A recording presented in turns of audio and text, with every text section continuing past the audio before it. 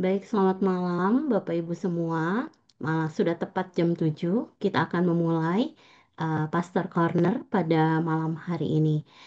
Saudara, dalam Pastor Corner malam ini kita akan kembali ya mendengarkan sharing dari pastor seniors, terutama tentang pengalaman-pengalaman bersama dengan Tuhan. Nah, dalam pertemuan kali ini kita akan membahas tentang satu tema yang saya pikir ini menarik, ini dialami oleh semua orang percaya, yaitu tentang bagaimana percaya pada janji Allah. Malam ini kita akan mendengar sharing bersama dengan Ibu Pendeta Christina Runkat. Nah, sebelum memulai acara malam hari ini, mungkin dengan hormat saya meminta Pak Aven untuk membuka acara kita dalam doa. Silakan, Pak Aven. Mari kita berdoa. Bapak, kami mengucap syukur dan berterima kasih buat kasih dan setia Tuhan yang tidak pernah berkesudahan dalam kehidupan kami. Malam hari ini Tuhan kami berkumpul walaupun via Zoom. Kami percaya Tuhan untuk Pastor Corner malam hari ini Tuhan akan memberkati setiap kami. Teristimewa juga Tuhan urapi. Ibu Gembala yang akan menyampaikan sharing pada malam hari ini Tuhan, supaya apapun yang disampaikan malam hari ini boleh menjadi kekuatan buat kami, boleh menjadi contoh, boleh menjadi teladan dalam kehidupan pengiringan kami kepada Tuhan. Kami percaya Roh Kudus akan memberikan pencerahan kepada setiap kami supaya setiap kami boleh diberkati. Berdoa untuk mereka yang sedang berusaha untuk join Tuhan dalam Zoom malam hari ini. Kau juga tolong supaya kami semua juga boleh menikmati dengan jaringan yang lancar. Untuk setiap kami semua, kami boleh mendengar dengan jelas segala sesuatu yang disampaikan buat kami malam hari ini. Terima kasih Bapa, bagimu segala pujian, hormat, syukur, kuasa, kekayaan, kejayaan, dan kemuliaan dari selama-lamanya sampai selama-lamanya. Dalam nama Tuhan Yesus kami sudah berdoa, mengucap syukur dan berterima kasih. Amin. Amin. Terima kasih, Pak Aven. Nah, saudara, dalam dunia yang menilai ya segala sesuatu dengan apa yang tampak seperti misalnya kekayaan, kekuasaan, kepandaian, dan pencapaian, sebenarnya mungkin ada satu pertanyaan ya, yang mungkin dua juga ya, dua pertanyaan yang terlintas mungkin dalam diri kita. Bagaimana mungkin orang percaya itu masih tetap percaya pada janji Tuhan yang tidak kelihatan? Dan mungkin apa artinya hidup dalam iman di tengah tekanan hidup, di tengah kehilangan, dan mungkin keputusan-keputusan sulit yang harus kita ambil. Nah, malam hari ini sekali lagi kita akan kembali mendengarkan sharing dari eh, Ibu Christina Runkat ya berkaitan dengan pengalaman iman beliau bersama dengan Tuhan. Selamat malam, Tante. Malam.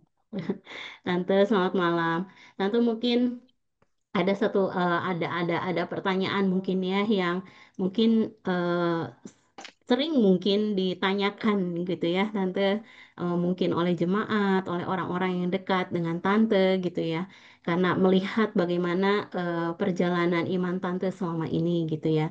Tante mungkin boleh kami tahu gitu, tante punya nggak sih ayat favorit selama mengiring Yesus, tante? Ya, saya punya satu ayat favorit yang terdapat di dalam surat Paulus kepada jemaat di Korintus yang kedua, pasal 12 ayat yang ke-9. Saya bacakan isinya ya. Tetapi jawab Tuhan kepadaku, cukuplah kasih karuniaku bagimu, sebab justru dalam kelemahanlah kuasaku menjadi sempurna. Sebab itu terlebih suka aku bermegah atas kelemahanku, supaya kuasa Kristus turun menaungi aku. Demikian ayat uh, firman Tuhan pada malam hari ini. Ya, terima kasih, Tante. Mungkin boleh juga Tante mungkin ceritakan ya perjalanan awal Tante menjadi orang percaya dan boleh juga mungkin berikan kesaksian yang berkesan ya Tante dalam perjalanan mengiring Yesus selama Tante percaya kepada Yesus. Silakan Tante. Ya, saya akan bercerita tentang riwayat hidup saya dari sejak kecil. Jadi pertama kali saya sebenarnya dibesarkan di kota Garut, ya dari masa kecil sampai selesai SMP, yaitu tahun 1962. Dan di sana kami jadi orang tua saya dan seluruh keluarga, kakak dan adik saya berbakti di gereja Pasundan. Karena pada waktu itu di Kota Garut belum ada gereja-gereja lain.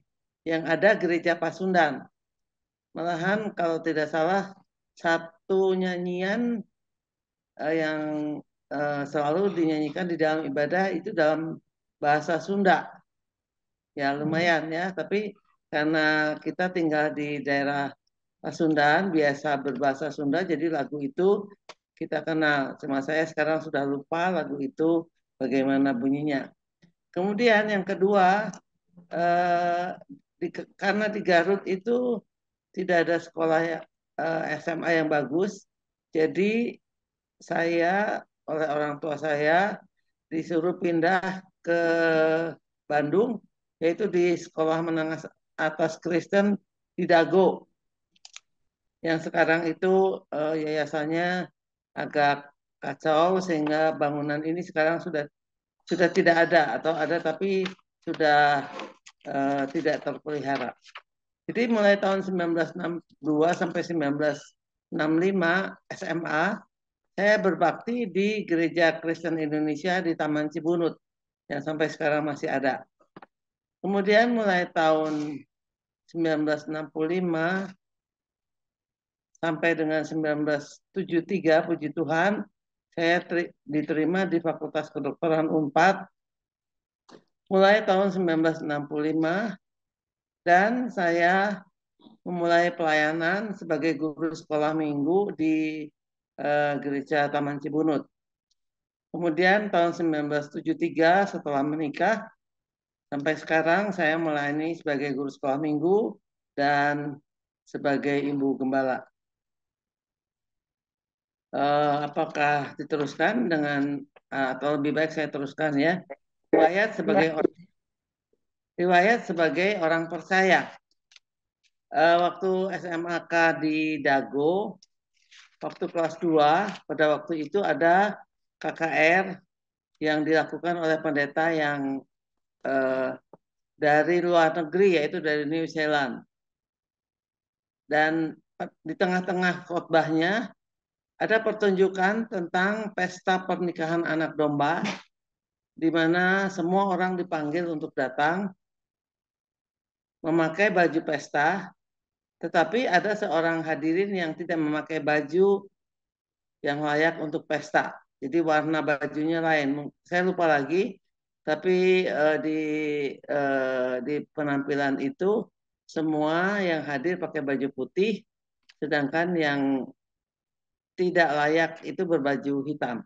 Ya, karena tidak layak untuk pesta, maka dia diusir keluar dan tidak boleh ikut dalam pesta itu. Nah, ternyata setelah melihat pertunjukan ini, hati saya menjadi gelisah karena ternyata saya belum mempunyai kepastian tentang keselamatan. Padahal waktu itu saya sudah melayani sekolah minggu. Nah, ini yang harus diperhatikan ya. Kadang-kadang kita sudah lama melayani di gereja atau di komisi apapun, tapi ternyata tidak ada kepastian keselamatan. Padahal itu yang paling penting. Karena kalau tidak mempunyai kepastian akan keselamatan, apapun yang kita lakukan, perbuatan baik apapun, pelayanan apapun, itu tidak ada gunanya. Jadi kita harus sungguh-sungguh percaya bahwa dosa kita sudah diampuni, disucikan oleh Tuhan Yesus dengan pengorbanannya di atas kayu salib. Nah, pada waktu KKR itu diadakan altar call seperti biasa ya. Altar call dan saya maju ke depan dan ada orang yang mendoakan supaya saya sungguh-sungguh menerima Tuhan Yesus sebagai juru selamat. Nah, baru saat itu puji Tuhan, saya baru merasakan adanya urapan kuasa Roh Kudus. Sebelumnya bagi saya pengertian tentang Roh Kudus itu sedikit sekali, malahan mungkin hampir tidak ada. Tapi karena waktu itu mendapat urapan kuasa Roh Kudus, maka saya melayani Tuhan dengan lebih sungguh-sungguh lagi sebagai guru sekolah minggu. Malahan saya pernah pergi ke Cigareleng, saudara kalau tidak tahu Cigareleng itu daerah di selatan perbatasan Bandung Selatan yang arahnya ke Dayakolot. Ya, saya naik motor, saya melayani anak-anak dari buruh pabrik di tempat itu. Waktu itu banyak pabrik-pabrik di sekitar situ. Tetapi mereka tidak bisa berbahasa Indonesia karena mereka tidak bisa sekolah, mereka tidak punya uang untuk sekolah. Jadi saya melayani mereka dengan memakai bahasa Sunda. Ya bahasa Sunda seadanya ya, tapi mendinglah daripada tidak pakai bahasa Sunda. Kemudian waktu itu setelah tahun 1973 saya dan suami menikah di Gereja Rehoboth. Saya mulai melayani di Gereja Rehoboth di bidang sekolah minggu. Pada waktu itu kebaktian hari Minggu itu hanya satu kali untuk kebaktian umum, dan setelah selesai kebaktian umum lalu diadakan kebaktian sekolah minggu. Jadi kebaktian sekolah minggu itu diadakan setelah kebaktian umum. Pada waktu itu saya melihat bagaimana guru-guru sekolah minggu di Rehoboth itu mereka yang bertugas mengajar, ternyata mereka tidak membuat persiapan lebih dulu. Jadi mereka membuat persiapannya waktu khotbah sedang disampaikan oleh pendeta. Nah, saya melihat hal itu sebetulnya saya sangat tidak puas. Tetapi saya merasa sungkan ya, karena waktu itu saya merasa saya masih baru di tempat itu.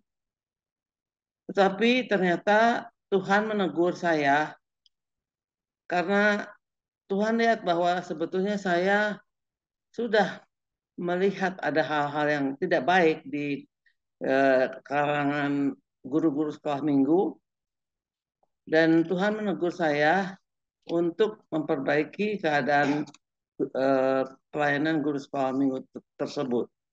Nah, cara Tuhan menegur saya yaitu seperti saudara tahu, waktu anak pertama saya yang lahir yaitu Evelyn, itu dia lahir pada tahun 1975. Ya. Kemudian saya dan suami ingin punya anak yang kedua. Tapi ternyata susah sekali. Padahal anak pertama itu mudah ya.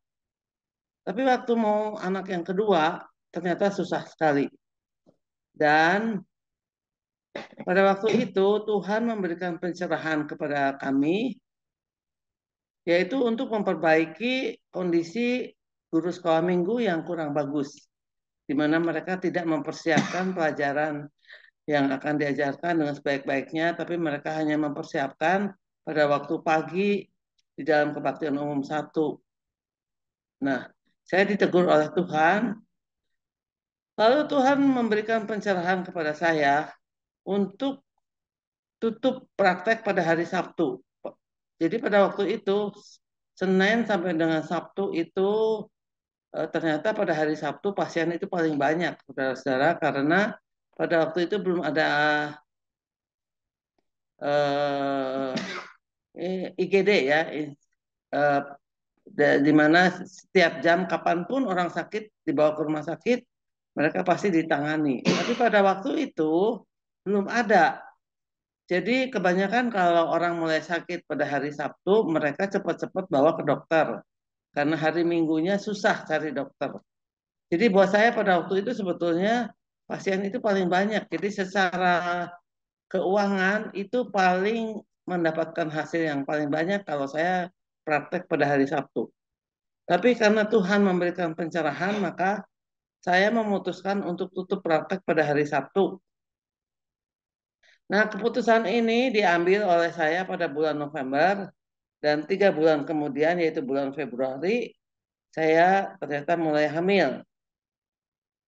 Dan anak kedua ini kami beri nama Marcel. Marcel itu artinya feminin ya, bentuk feminin daripada Markus. Dan arti daripada Markus adalah banyak perjuangan yang harus dilakukan. Kami memilih nama ini karena saya merasakan sekali bagaimana susahnya mendapatkan anak yang kedua. Jadi anak kedua itu diberi nama Marcel atau lebih terkenalnya sekarang namanya adalah Celia. Nah, kemudian ada yang berikutnya yaitu pengalaman campur tangan Tuhan yang sangat luar biasa. Pada tahun 2014, tanggal 24 Desember malam, ternyata waktu itu Melvi bersama-sama dengan teman-temannya dari Komisi Pemuda atau Remaja, saya tidak ingat, mereka berkumpul biasa malam-malam makan-makan di kafe atau di tempat-tempat yang dingin ya, karena malam itu dingin jadi enak kalau kumpul-kumpul. Mereka berkumpul dan makan-makan. Tiba-tiba saya dapat telepon dari salah satu dari temannya Melvi mengatakan bahwa Melvi kejang-kejang, sakit kepala kemudian kejang-kejang. Lalu temannya Melvi tanya, tante mau dibawa ke rumah sakit atau dibawa pulang? Saya bilang bawa pulang saja karena besoknya pada hari Natal saya harus menyampaikan ibadah khotbah Natal. Jadi lebih baik saya rawat di rumah ya. Nah, di sini saya mengalami kembali kuasa Tuhan yang luar biasa di dalam kehidupan saya. Hari Minggu tidak bisa dibawa ke rumah sakit, hari Seninnya kemudian Melvi dibawa ke rumah sakit Boromeus. Nah, karena dia mengeluh kesakitan kepalanya sangat sakit sekali, kemudian harus difoto di bagian kepalanya. Dan ternyata hasil fotonya sangat mengagetkan kami, karena pada waktu itu ternyata terjadi perdarahan otak. Dan perdarahan otak itu adalah karena kelainan bawaan sejak dia lahir, tapi baru timbul pada usia pemuda atau dewasa muda. Dan itu harus dioperasi. Nah, dokter Benny yang kami kenal sebagai dokter ahli bedah syaraf mengatakan bahwa di Indonesia belum ada dokter yang bisa mengoperasi otak. Jadi harus dibawa ke Singapura atau ke Jepang. Kemudian karena saya punya saudara sepupu yang jadi dokter di Singapura, saya konsultasi dengan dia dan jawabannya ternyata mereka juga belum banyak pengalaman tentang operasi otak. Jadi tetap harus dibawa ke Jepang. Nah, ini merupakan suatu dilema lagi bagi kami.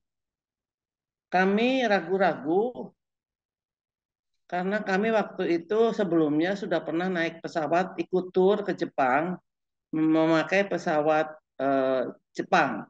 Kalau nggak salah JAL ya, JAL. Dan ternyata selama penerbangan waktu itu, waktu tur, pramugarinya tidak mau berbicara pakai bahasa Inggris. Mungkin saudara-saudara yang pernah ke Jepang waktu itu ya, sekarang sih mungkin tidak. Jadi orang Jepang bisa apa mengerti bahasa Inggris, tapi karena nasionalismenya sangat kuat, mereka tidak boleh mengucapkan kalimat-kalimat pakai bahasa Inggris. Lalu saya berpikir, lah kalau di pesawat saja pramugarinya tidak mau pakai bahasa Inggris, nanti gimana kalau di rumah sakitnya? Kan dirawat di rumah sakit, ada perawatnya, ada dokternya. Kalau mereka tidak mau pakai bahasa Inggris, gimana bisa berkomunikasi dengan mereka? Tapi ternyata Tuhan mempunyai cara yang ajaib. Sekali lagi, Tuhan sanggup melakukan banyak perkara-perkara ajaib yang tidak pernah kita pikirkan. Ya, ternyata Tuhan mengirim seorang profesor Jepang, namanya Profesor Suzuki. Saya ingat nama itu karena Suzuki itu kan merek mobil ya. Nah, Tuhan mengirim Profesor Suzuki ini ke Jakarta karena di Jakarta ada konferensi ahli bedah otak se-Asia. Dan Profesor Suzuki menjadi salah satu pembicaranya. Pada waktu itu ada rumah sakit di Jakarta kepala bagiannya Dr. Eka ya. Nah, dengan pertolongan Tuhan, Profesor Suzuki bisa mengoperasi dan berjalan dengan lancar sampai Melvi bisa sembuh. Dan setelah beristirahat beberapa lama, Melvi bisa kuliah lagi dan lulus sebagai dokter. Dan sampai sekarang sehat dan terutama bisa melayani Tuhan lagi sebagai singer. Nah, pada waktu operasi itu, saya mengalami hal-hal yang luar biasa. Tuhan mengajar melalui segala peristiwa yang terjadi di dalam kehidupan kita semua, terutama pada waktu itu. Pada waktu operasi, keluarga bisa melihat jalannya operasi melalui video yang dipasang. Jadi apa yang dilakukan oleh dokter itu terhadap pasien yang dioperasi, keluarga bisa melihat di video karena video itu dipasang monitor ya. Nah, pada waktu itu kita bisa melihat apa yang dilakukan oleh Profesor Suzuki, di mana tengkorak kepalanya dibuka atau dibor supaya ada jalan masuk untuk alat-alat operasinya. Dan pada waktu itu saya melihat bagaimana darah yang mengalir di permukaan jaringan otak. Waktu itu saya baru sadar bahwa selama ini saya belum percaya bahwa darah Yesus berkuasa untuk menyembuhkan segala jenis penyakit. Saya baru sadar, saya belum percaya bahwa darah Yesus punya kuasa, bisa bermujizat untuk menyembuhkan segala penyakit, apalagi perdarahan otak. Setelah sadar, saat itu juga saya berdoa, saya minta ampun kepada Tuhan Yesus. Dan mulai saat itu saya makin percaya bahwa kuasa darah Yesus bisa menyembuhkan segala perkara. Kemudian ada pengalaman kedua, saudara-saudara pasti tahu ya, waktu terjadi wabah COVID, saudara semua tahu bahwa Bapak Gembala juga ketularan kuman itu, padahal sudah diberi imunisasi. Dan karena kena penyakit COVID itu harus dirawat di rumah sakit Hasan Sadikin. Pada waktu itu saya tidak boleh mengantar karena untuk para lansia yang usianya di atas 60 tahun lebih mudah ketularan, jadi tidak boleh mengantar Bapak Gembala ke rumah sakit. Jadi yang mengantar pada waktu itu adalah Evelyn dan Feli.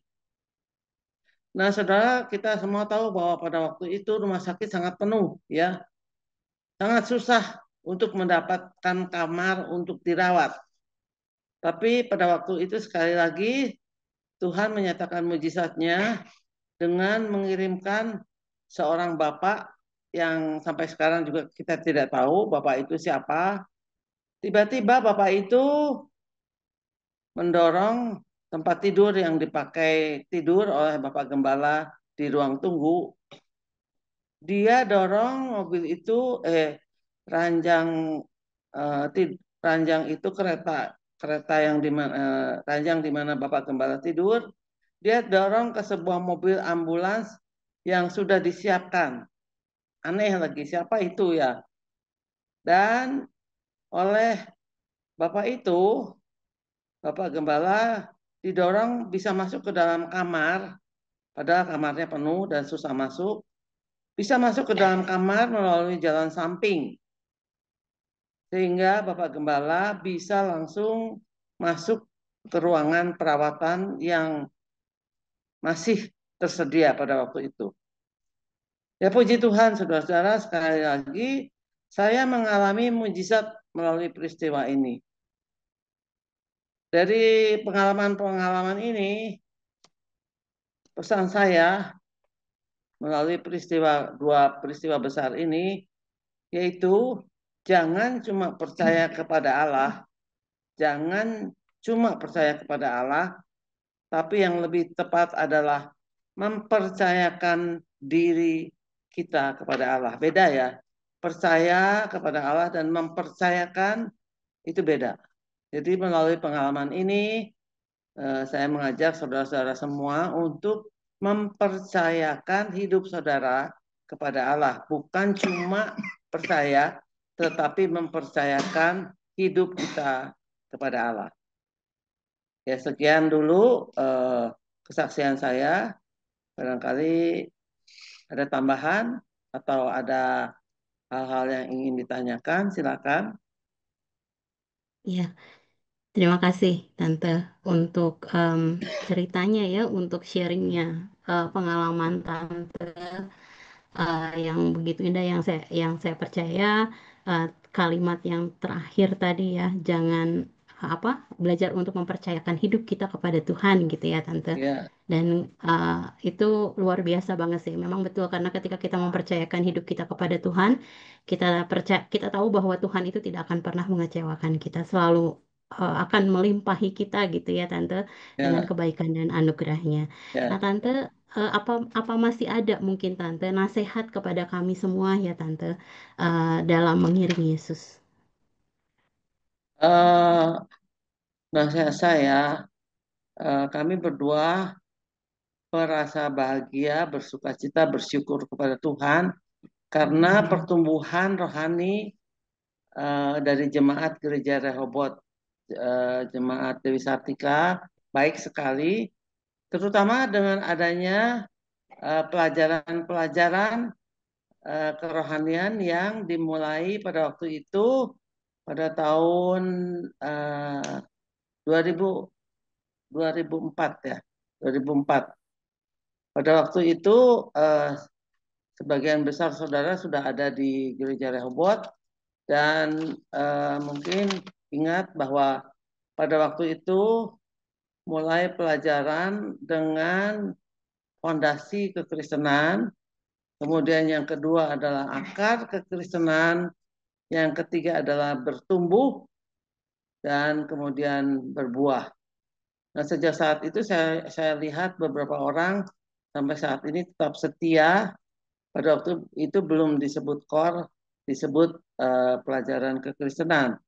Tapi kemudian ada bahan baru yaitu core, ya, itu 2014, ya, 2016, ya 2016. Jadi sudah 9 tahun yang lalu. Dari core itu ada beberapa judul yang sebagian besar dari saudara sudah pernah. Yang judul yang pertama yaitu tentang membership, kemudian yang kedua tentang maturity 1 dan 2, kemudian yang ketiga yaitu tentang ministry, dan yang keempat yaitu tentang mission. Nah, itu menurut penglihatan kami berdua, jemaat yang mengikuti pelajaran-pelajaran ini mereka sungguh-sungguh menjadi orang Kristen yang sangat dewasa. Jadi tidak perlu selalu seperti bayi ya, sedikit-sedikit menangis, merengek-rengek, ogohan gitu ya, pengen dipuji atau pengen diusap-usap. Tapi setelah adanya pelajaran-pelajaran ini, kami lihat mereka menjadi orang Kristen yang dewasa. Saya pikir saudara-saudara juga yang ikut pelajaran itu sampai sekarang merasakan efeknya, manfaatnya dari pelajaran-pelajaran yang sudah diberikan. Dan saya mengundang saudara-saudara yang belum ikut pelajaran-pelajaran ini, mari ikut, karena kalau kita ikut pelajaran-pelajaran ini, maka kita makin dewasa, makin kuat, dan hidupnya makin tenang, damai, karena tahu firman Tuhan yang kita pelajari bersama. Ya, sekian. Ya, baik, terima kasih Tante. Jadi mungkin kita diingatkan kembali ya tentang apa namanya, ada sarana ya yang disediakan oleh gereja untuk kita juga bisa bertumbuh. Nah Tante, saya izin ya. Jadi malam hari ini saya dititipi gitu ya. Saya dititipi satu kesaksian yang saya pikir mungkin ini juga bisa menguatkan gitu ya untuk setiap kita yang sudah pernah mengikut pelajaran core, bahwa pelajaran core ini adalah sesuatu yang memang bisa menolong kita ya untuk bertumbuh secara dewasa. Jadi saya akan bacakan saja ya Tante, karena kebetulan memang malam ini orangnya tidak bisa hadir ya. Jadi kesaksian itu seperti ini. Jadi saya dan istri itu berdoa selama 12 tahun katanya untuk punya anak. Selain berdoa, tentunya saya juga berusaha gitu ya dengan usaha-usaha dalam hal medis. Dan setelah sekian lama berusaha, saya sampai pada satu titik mempercayai bahwa apapun yang terjadi, kami itu tetap percaya bahwa Tuhan itu baik. Dan itu tidak lepas dari tentunya peran pendidikan kerohanian Gereja Rehoboth, terutama di dalam core gitu ya. Jadi yang saya tangkap bahwa saudara kita ini itu dia merasa sangat diberkati melalui pelajaran core gitu, sehingga imannya ketika dia merasa sulit mungkin mengharapkan sesuatu ya, mengharapkan anak dalam pernikahan itu tentu harapan buat semua pasangan gitu, tetapi mungkin Tuhan belum belum memberikan gitu ya, dan dia merasa bahwa imannya bertumbuh ketika dia mengikuti dengan setia pelajaran core ini. Nah, Tante, mungkin untuk pertanyaan terakhir, Tante, kalau boleh ditanyakan, sebenarnya seberapa penting sih, Tante, pembelajaran kerohanian dalam pertumbuhan iman jemaat kepada Tuhan? Mungkin selain dari yang disebutkan tadi. Silakan, Tante. Eh, saya kira tadi saya sudah jelaskan ya semuanya ya. Ah, Jadi saya ajak ya, semua orang-orang baik dari eh, Flame maupun KU1, KU2, KKP, KKW ikut pelajaran core karena saya dan Bapak Gembala melihat sekali bahwa mereka yang ikut pelajaran core itu sungguh-sungguh sangat kuat dan setia di dalam berbakti, di dalam melayani Tuhan, dan hidup rumah tangganya juga eh, akur ya. Suami, istri, anak-anak, cucu, mantu, semua akur, tidak saling menyalahkan, tidak saling menyusahkan, tetapi semua akur, tenang ya. Itu mungkin yang saya eh, anjurkan. Ternyata orang-orang yang ikut core itu mengalami pertumbuhan iman yang luar biasa. Tadi saya sudah jelaskan, tidak menjadi bayi-bayi rohani, tetapi mereka menjadi orang yang dewasa secara rohani karena mereka bertumbuh di dalam iman mereka. Ya, demikian. ya. Terima kasih banyak, Tante, untuk sharingnya pada malam hari ini. Nah, dan ini benar-benar mengingatkan kembali kami ya, Tante, bahwa ketika sekali lagi kita mempercayai Tuhan, sekali lagi kita mempercayai janji-janjinya, sekali lagi kita mempercayakan hidup kita kepada Tuhan, makanya tidak akan pernah mengecewakan kita dan mungkin akan senantiasa ya melimpahi kita dengan kebaikan dan anugerahnya. Nah, saudara, setelah kita mendengar nih sharing dari Tante Christine ya, mungkin saat ini saya persilakan jika ada yang mau sharing juga mungkin tentang perjalanan perjalanan iman bersama dengan Tuhan ya. Tentunya ini bisa jadi satu waktu di mana kita bisa saling menguatkan juga bahwa dengan pengalaman-pengalaman kita bersama dengan Tuhan, terutama berkaitan dengan janji-janji Tuhan dalam kehidupan kita, penggenapan janji-janji Tuhan dalam hidup kita itu bisa juga menguatkan saudara-saudari kita yang hadir pada malam hari ini. Silakan, jika mungkin ada yang mau sharing.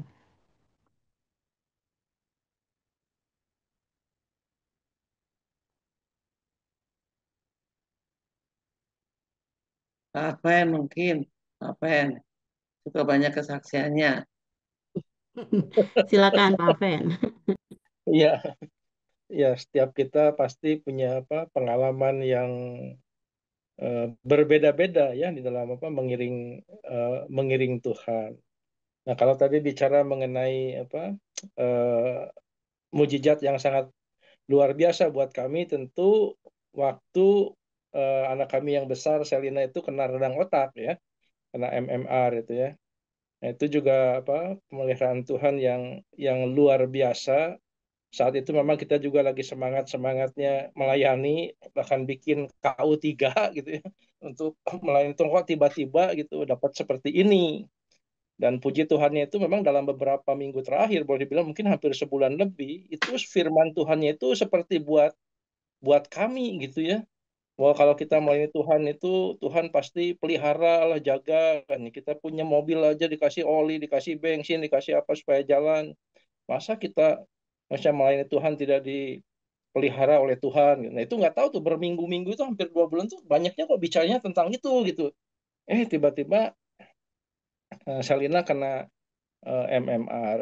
Nah memang sekali lagi bahwa Tuhan kita memang Tuhan yang ajaib ya. Kita bawa ke rumah sakit, entah gimana tiba-tiba bisa ngedenger sepintas itu ada suster yang ngomong, "Dok, itu ada satu alat yang nggak ada." Jadi seperti ada begitu gitu. Sampai saya kejar tuh dokternya. Saya bilang jangan paksain lah, kalau memang ada alat yang nggak ada, jangan di rumah sakit ini, pindah aja gitu. Tapi ternyata pada saat itu eh, iya dokternya seperti maksa juga, kita nggak boleh keluar ya, itu subuh-subuh jam berapa tuh, jam 4, jam setengah 5 mungkin. Akhirnya kita harus maksa ya buat surat apa pindah rumah sakit. Padahal rumah sakit yang kita telepon ya itu juga udah nggak bisa mau dipindahin, ambulan juga udah nggak bisa ya. Tapi entah bagaimana caranya, saya juga ditolong oleh orang yang bilang kamu beresin aja di rumah sakit sekarang, nanti di rumah sakit yang barunya di Bormeosnya kita yang beresin. Nah jadi akhirnya pakai ambulan masuk ke sana, belum turun udah dimarahin dulu sama si suster di apa IGD itu. Ini kan yang tadi telepon katanya. Ya saya bilang saya nggak tahu sus, pokoknya nanti diberesin sama dokter aja, saya bilang. Dokternya udah ada pokoknya. Nah waktu itu memang juga apa ruang buat ICU-nya memang penuh ya, tapi nggak tahu gimana jam 2 siangnya tiba-tiba kita bisa punya slot sehingga anak saya itu masuk gitu eh, ya di lorong dulu sebelumnya. Tapi entah gimana lah, pokoknya Tuhan atur itu semua ya, dan harus apa akhirnya di opname di sana juga mungkin 11 harian ya, pacu jantung lah, otak segala macam. Tapi saya ingat itu apa kepada Tuhan seperti nego gitu ya. Saya hanya bilang gini, Tuhan, dia kan lahir prematur ya, hanya 2,15 kilo. Saya bilang kalau Tuhan mau ambil, kenapa nggak ambil aja pada saat itu gitu. Mungkin kita juga nggak akan terlalu berat gimana. Tapi ini udah 3 tahun setengah ya, jadi lagi lucu-lucunya, lagi ya kita lagi senang-senangnya. Ya kalau boleh jangan, saya bilang ya. Kalau boleh jangan. Tapi ya gimana Tuhan ya, kita udah melayani sungguh-sungguh, pokoknya kalau boleh jangan aja. Dan Tuhan akhirnya sembuhin ya, walaupun dokter siapa tuh, dokter ada dokter otaknya itu bilang ini nggak sempurna ya katanya nutupnya, jadi masih ada gap gitu ya. Ya kita jalanin aja, karena teman-teman saya di kantor di mana bilang juga ya, kalau udah gitu itu nggak mungkin bisa bener lagi gitu, pasti ada sesuatu lah gimana ya. Dokter Regi ya. Nah jadi saya hanya bilang ke teman-teman di kantor, ke orang yang ngomong, kalau Tuhan saya nyembuhin, dia nggak mungkin nyisain. Saya hanya bilang gitu aja. Ya, kalau Tuhan yang sembah mau nyembuhin, dia pasti sembuhin. Ya, jadi nggak ada tuh disisain apanya gitu supaya ya. Dan puji Tuhan ya sampai sekarang ya dia sehat gitu. Ya, dia sehat, bisa kuliah juga, bisa lulus juga gitu kan, berarti kan ya normal gitu ya.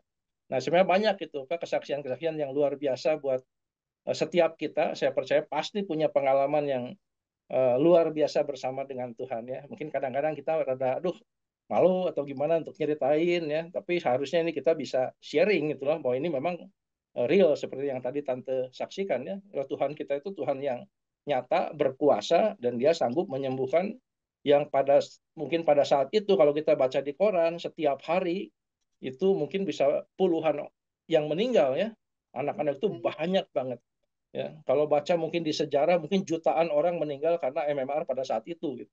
Ya, tapi itu Tuhan kita Tuhan yang luar biasa. Ya itu saja. Terima kasih. Jadi mirip ya pengalamannya. Ya, tentu Ya, memang menegangkan, tapi ya itulah ya, kalau lihat udah ya, anak apa udah matanya udah putih semua, udah berbusa keluar, gigi udah nggak bisa di apa di ini harus di apa dorong pakai apa, pakai sendok itu, dimasukin ke mulutnya. Wah, itu memang sangat mengerikan ya. Tangannya udah biru gitu kan, kuku-kukunya, terus dibawa ke rumah sakit. Saya udah lupa pakai kacamata, nggak pakai apa tuh. Udah ke istri teh kiri kanan, pokoknya udah nggak tahu aja gitu. Ya, karena panik gitu. Ya, tapi Tuhan pelihara sih, Tuhan jaga gitu. Ya. Ya, baik, terima kasih Pak Alven untuk kesaksiannya. Ya, semoga juga menguatkan kita ya. eh, Kisah ini gitu ya pernah ditolong oleh Tuhan gitu dan melihat dengan nyata ya Pak bahwa Tuhan itu memang adalah penyembuh bagi umatnya ya dan Dia memelihara kita. Terima kasih. Mungkin ada lagi Bapak Ibu silakan yang mau sharing. Gak usah malu-malu tadi ya dibilang sama Pak Aven. Di-sharingkan saja karena mungkin bisa menjadi kekuatan juga gitu buat saudari-saudari kita yang lain.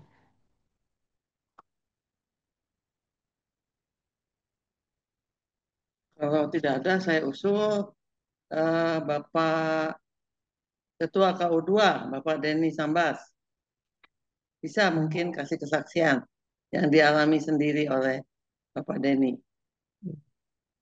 Silakan Pak Denny.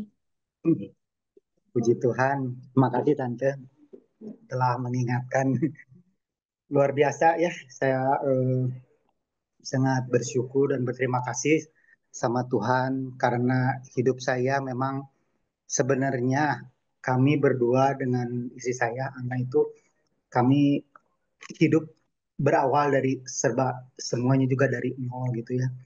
Terus kita ambil pelayanan di Yud 2, lalu kita menikah. Setelah menikah, saya merasakan kasih dan berkat Tuhan tuh luar biasa. Saya bisa melewati sampai hari ini tuh semua karena saya diberkati di gereja Rehoboth. Saya diberkati Tuhan di gereja Rehoboth dengan luar biasa. Saya mengalami beberapa kali kecelakaan. Eh, yang mungkin terakhir yang cukup fatal ya. Saya juga udah pernah bersaksi kurang lebih 2 atau 3 tahun yang lalu ya. Saya tuh karena kerja saya tuh sebagai sales dan teknisi, cuman teknisnya itu kalau pas tidak ada kerjaan segala disuruh dikerjakan di kantor itu. Jadi sampai bikin kanopi lah, bikin itulah, bikin ini gitu. Terus begitu saya sudah selesai bikin kanopi, baru juga 3 tahun, tiba-tiba kantor akan dibuka, dibongkar total semuanya. Udah gitu suruh dibongkar lagi. Si bos nggak mau kalau sama tukang diborongin, katanya rusak. Saat itu hati saya, eh, aduh, rasanya sedih juga nih karya dibongkar gitu. Tapi seperti biasa saya pagi-pagi juga mau berangkat bekerja juga berdoa gitu. Cuman saat itu suruh bongkar, saya naik, saya nggak berdoa lagi.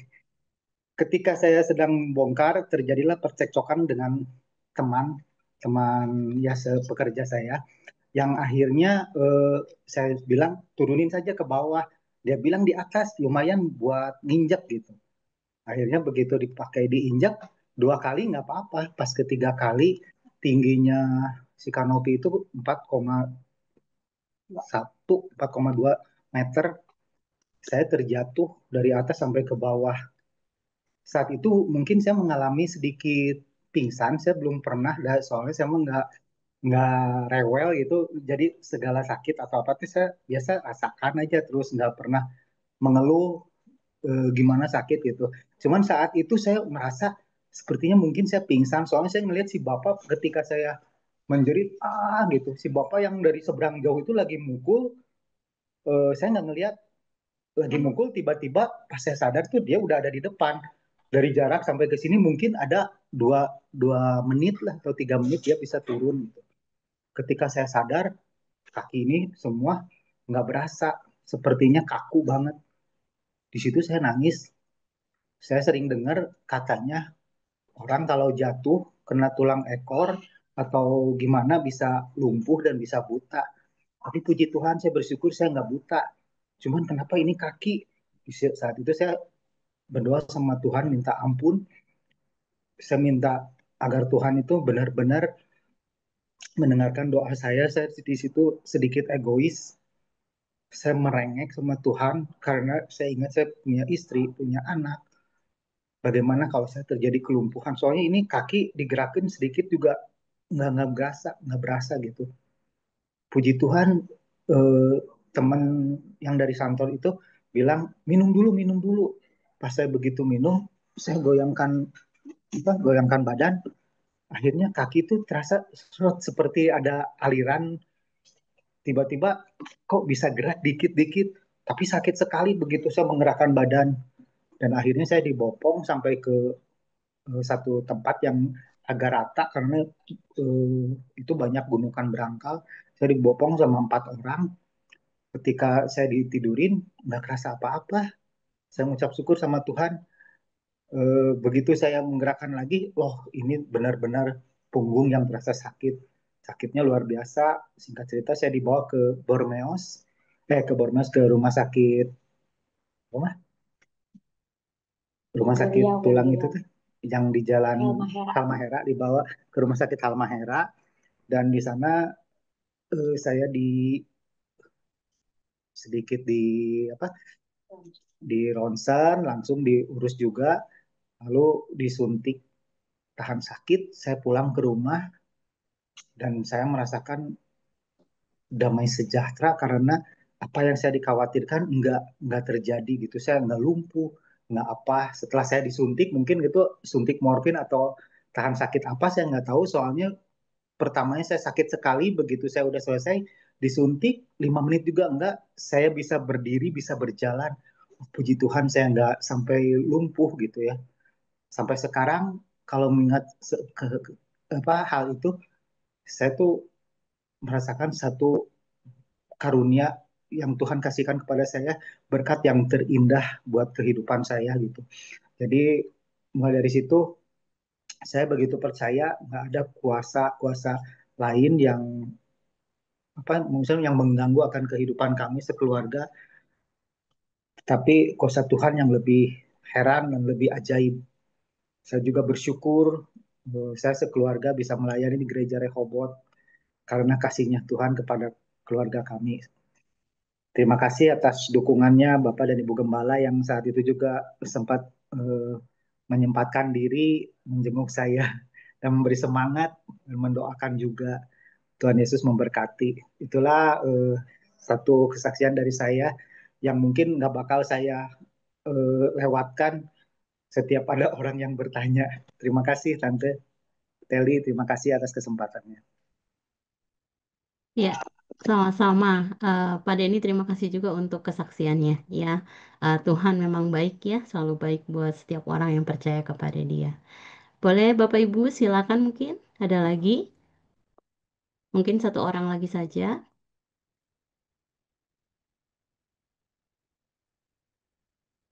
Gimana kalau Pak Triyono? Bapak Triyono, silahkan.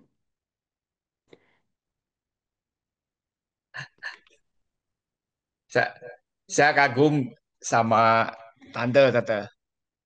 Saya tidak akan kesaksian, tetapi tante mengalami apa ya? Tadi tante sendiri menyatakan diri untuk mau berubah ketika ditegur Tuhan, diingatkan Tuhan itu pada itu adalah usia di mana tante nggak remaja lagi, tante ya. Itu udah ada Ya udah punya anak, anak. udah punya anak, udah. Yang buat saya berpikir adalah gimana ya supaya orang tuh sampai ke usia lanjut terus tetapi tetap peka dengan teguran-teguran itu. Tante mau merendahkan hati untuk bilang, oh saya harus berubah nih. Tante sampai tadi, oh ternyata saya tidak tidak percaya selama ini dengan kuasa darah Tuhan itu sudah menyembuhkan. Itu Melvi udah besar banget gitu. Melvi artinya kan Tante gimana caranya ya kau bisa apa di usia yang mungkin sangat dewasa tetapi mau merendahkan hati untuk saya harus berubah, saya harus berubah. Itu kesaksian yang jarang buat saya tante ya, karena kalau masih muda dulu waktu kuliah, waktu SMA itu masa lalu lah. Tapi ini usia-usia yang sudah sangat matang. Kenapa tante bisa berani mengatakan bahwa saya yang berubah, saya harus berubah, gitu tante. Itu yang mungkin Saya pengen digali gitu tadi ya. Kenapa ya Tante ya? Saya pikir sih kita harus terbuka ya, terbuka kepada teguran dari Roh Kudus. Setiap hari, setiap hari, setiap menit, kalau bisa, setiap detik itu kita harus terbuka terhadap pimpinan Roh Kudus. Karena kalau tanpa Roh Kudus, kalau segala sesuatu mau kita kerjakan dengan pikiran kita sendiri, itu banyak sekali hal-hal yang gagal, yang tidak berhasil. Jadi, puji Tuhan, kalau di gereja kita atau di kalangan kita kita ini Roh Kudus sangat diakui keberadaannya. Kan bukan rahasia lagi ya, ada beberapa gereja yang tidak atau belum mengakui adanya kuasa Roh Kudus. Sayang, sayang sekali ya. Padahal Roh Kudus itu sangat-sangat penting di dalam kehidupan kita. Itu kali Pak Triyono, kalau kita tinggi hati, ya Roh Kudusnya diam, nggak mau kasih ngomong apa-apa, nggak mau kasih nasihat, karena percuma dikasih nasihat juga tidak diikuti, tidak didengar. Tapi kalau kita terbuka, kita rendah hati, dan kita selalu mengakui peka terhadap pimpinan Roh Kudus, maka Roh Kudus akan dengan senang hati memimpin kita dan membuat kita berhasil di dalam kehidupan kita. Jadi yang penting sebenarnya jangan sombong. Itu saja. Jangan Ya, sombong. Ya, ya, makasih Tante. Berarti kepekaan Tante ya, ya, kepekaan, rendah hati ya. Malah kita diuntungkan banyak gitu ya. Tetapi ketika kita tidak peka, tidak itu malah kita dirugikan sebetulnya karena Roh Kudusnya jadi diem gitu ya. Jadi kita ya. mengabaikan ya. Terima kasih Tante, terima kasih. Terima kasih Bu Teli. Terima kasih Pak Triyono. Baik, mungkin ada lagi sebelum kita menutup. Baik, ini kalau tidak ada lagi, terima kasih saudara untuk kehadirannya pada malam hari ini. Saya percaya kita semua dikuatkan kembali, diingatkan kembali akan mempercayakan hidup kita kepada Tuhan ya, karena Dia pasti tidak akan pernah mengecewakan kita.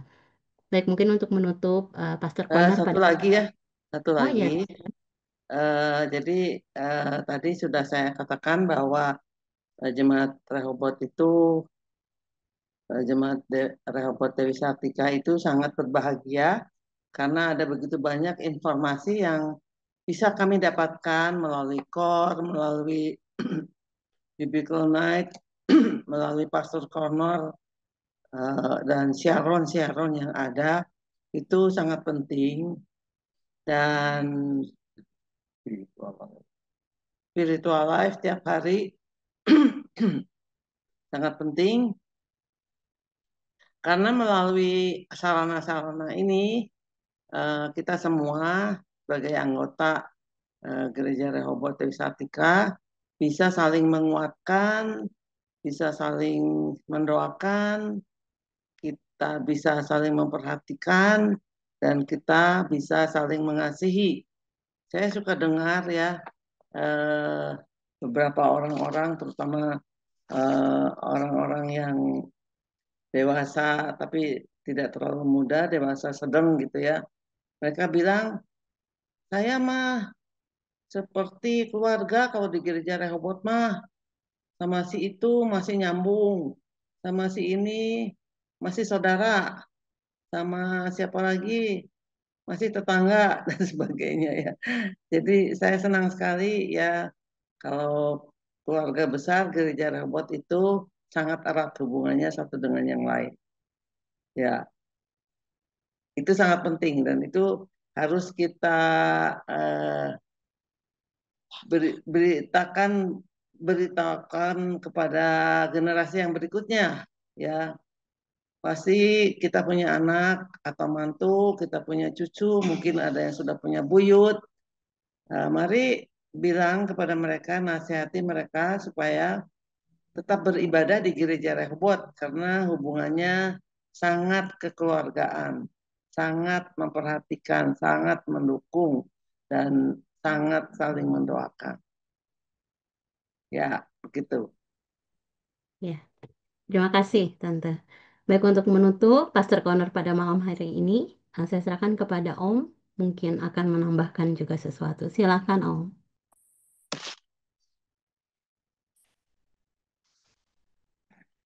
Ya, baik ya.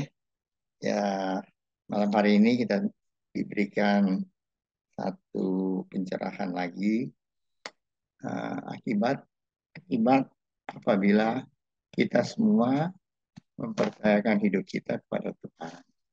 Dan kepada Tuhan yang mana kita semua makin mengenal Tuhan Allah yang kita sembah di dalam Tuhan Yesus Kristus, Allah Tritunggal. Ya. Dan apabila kita makin mengenal Dia, keiman kita juga makin bertambah. Ya, seperti tadi sudah disampaikan ya, kalau kami melihat, memperhatikan jemaat itu, tuh, kalau kami berdua suka tiap tiap hari ya, sebelum beristirahat malam tidur, kita selalu berdoa dan selalu mengucap syukur bahwa kami itu ada di dalam satu keluarga gereja Rehoboth, Jemaat Bandung yang sangat dekat ya. Kami tidak sungkan-sungkan, tidak asa-asa untuk mencurahkan isi hati dan untuk saling mendoakan. Dan yang kami perhatikan tuh para pengurus-pengurus komisi ini ya, udah nggak tunggu pendeta lagi, langsung didoakan, langsung mendoakan. Dan itu berdampak positif ya dari yang didoakan. Dan tentu yang mendoakan juga apabila mendengar apa yang didoakan, hasil doanya didengar, dijawab oleh Tuhan, tentu kita makin mengucap syukur bahwa kita bisa dipakai oleh Tuhan. Ya itu satu hal yang positif yang kita bisa alami bersama-sama dalam keluarga besar Gereja Jemaat Bandung ya. Kita tetap berdoa supaya apa yang kita alami itu Tuhan terus tambahkan. Ya, kita boleh menjadi anak-anak Tuhan, pelayan Tuhan adalah hamba Tuhan, dan Tuhan memberikan kesempatan kita semua untuk saling berbagi, saling mendoakan satu yang lain di dalam gereja Rehoboth sebagai tubuh Kristus. Akhirnya mari kita akan berdoa hari ini untuk menutup pertemuan kita malam hari ini. Mari kita berdoa. Bapa kami dalam surga, terima kasih Tuhan untuk berkat Tuhan untuk kami semua. Kami ucap syukur melalui pertemuan malam hari ini, kami boleh mendapat satu input kembali. Kami boleh menyatakan akan kuasa Tuhan dalam kehidupan kami semua. Walaupun perkara yang kecil atau yang besar, tapi kami percaya itu adalah semua campur tangan Tuhan di dalam kehidupan kami. Dan membuat iman kami makin bertambah, bertumbuh dalam Tuhan. Apalagi melalui pelajaran-pelajaran yang kami terima melalui Or Biblical Night, melalui Sharon, melalui Spiritual Life, Performer. Terima kasih Tuhan. Engkau begitu mengasihi kami semua, yang kami boleh saling memperhatikan, saling mengasihi satu yang lain, dan saling mendoakan. Kami boleh melalui pelajaran-pelajaran kami terima, kami boleh makin mengenal siapa Allah Tritunggal yang kami sembah di dalam Tuhan Yesus Kristus. Terima kasih untuk berkat Tuhan bagi kami semua. Kami juga ucap syukur pada malam hari ini. Kami juga berdoa untuk Ibu Gembala yang sudah menyampaikan materi ini, untuk Kelly, yang sudah menjadi moderator, juga untuk kesaksian-kesaksian yang kami dengar baik dari Bapak Aven, Bapak Denny, dan kami semua pasti mempunyai satu kesaksian yang menyatakan bahwa kuasa Allah tidak pernah berubah dalam kehidupan kami.